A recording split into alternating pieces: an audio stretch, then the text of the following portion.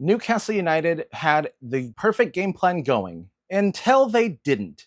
Everything fell apart down the stretch, but my ratings reflect a whole lot of problems that happened well before the last 10 minutes. And we're going to start with the goalkeeper, Nick Pope. He had a phenomenal game going with some decent distribution and some top drawer saves for most of the game. However, in the last 10-15 minutes, his distribution was poor, it was rushed, and that led to two goals.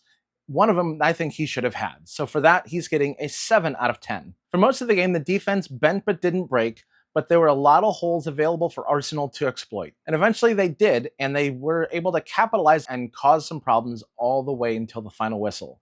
For that, they're getting a 6.5 out of 10. The midfield was not very good today. They were very poor. They were overrun most of the game. They really didn't have any control at all and not helpful on either side of the ball. So they're going to get a 6 out of 10 today. Strikers definitely had a game plan of being agitators and doing whatever they could on the counter, and they did that to an extent. However, they didn't capitalize on the chances they did have on the counter. So for that reason, they're going to get a 7 out of 10 for this game. Set pieces were very Jekyll and Hyde today. On the offensive side of the ball, they were very dangerous, and they did get their lone goal off of one. On the defensive side, they were poor all day long, and they conceded 2 down the stretch to lose this game 2-1.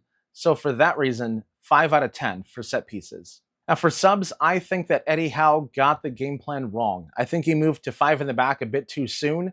He did have to react a little bit after Livramento went down, but the game plan was not very good, and that was part of the reason why we were so inviting to let Arsenal back into the game down the stretch, so the subs get a 5 out of 10. Overall, this is a 6.1 out of 10 game. We were frustrators to the Gunners for most of this game, but we let off the gas way too soon and invited them back into it, and we paid the price. This has been another Newcastle United Quick Bite, hotter than the steam coming out of Mikel Arteta's ears whenever a call went against him.